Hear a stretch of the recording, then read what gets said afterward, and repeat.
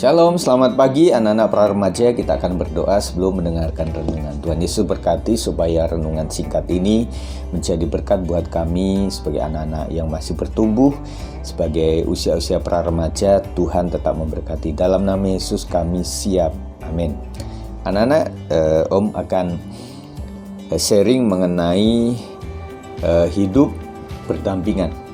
Nah, tentunya situasi PSBB, tahu ya, PSBB itu adalah sebuah aturan yang dilakukan oleh pemerintah dan kita juga kena dampaknya, begitu ya.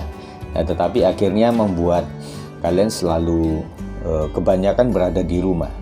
Nah, berada di rumah ini yang membuat ketemunya yaitu itu saja, ketemu kakak adik, ketemu papa mama, orang tua, dan sekitaran rumah saja.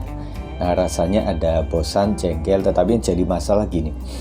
Nah, selama ini kita bertemu dengan teman-teman di sekolah atau teman-teman sekolah minggu.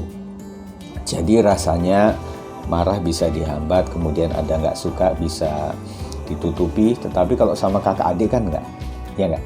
Jadi semuanya apa adanya, marah ya marah, jengkel ya jengkel, begitu ya.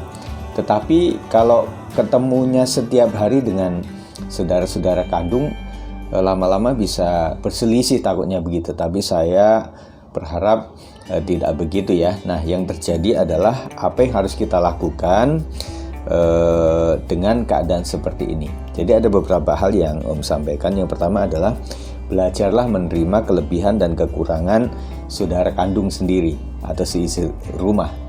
Jadi lama-lama, semakin lama kita itu ada dalam hubungan setiap hari, akhirnya terjadilah bahwa semakin terbuka nih watak masing-masing, karakter masing-masing. Ada yang suka usil, tetapi ada juga yang suka cengeng, begitu ya. Jadi tiap hari bisa berantem, begitu ya. Tetapi saya harapkan yang pertama adalah belajar menerima kelebihan dan kekurangan kakak adik atau seisi rumah.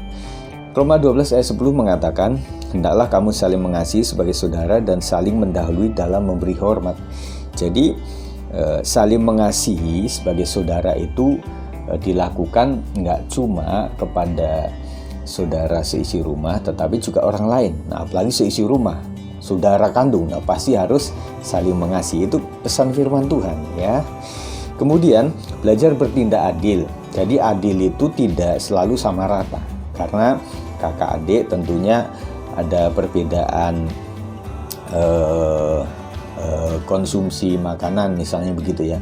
Jadi kalau ada makanan itu tidak mesti satu-satu, bisa jadi kakak lebih banyak makan maka ada dua atau adiknya satu. Nah, adil itu adalah sesuai kebutuhan, bukan berarti sama ya, sesuai dengan usia adik terkecil sampai kakak yang terbesar. Jadi berbuat adil adalah sesuai kebutuhannya, kakak butuhnya apa, adik butuhnya apa, begitu ya. Tidak selalu menuntut sama rata. Kemudian belajar mengampuni. Nah, banyak salah lah kalau kita setiap hari bertemu, pasti banyak kesalahan dan muncul itu. Tetapi belajar untuk saling mengampuni. Ya sudahlah kakak, kemarin ya kemarin.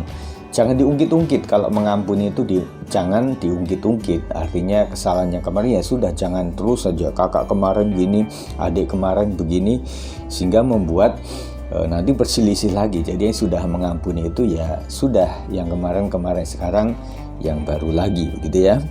Kemudian belajar menikmati yang ada. Nah, adanya adalah sekitaran rumah, fasilitas yang ada di rumah. Ya belajar menikmati saja.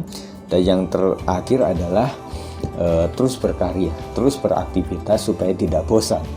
Ya, itu saja pesan Om. Dan memberkati, kita akan berdoa. Tuhan Yesus memberkati supaya anak-anak para remaja bertumbuh dengan baik dalam takut akan Tuhan, mengasihi sesama, terutama saudara di rumah tangga.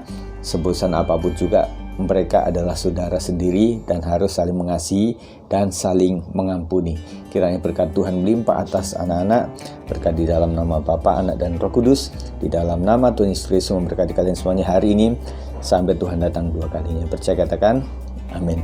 Tuhan memberkati, salam sehat, shalom.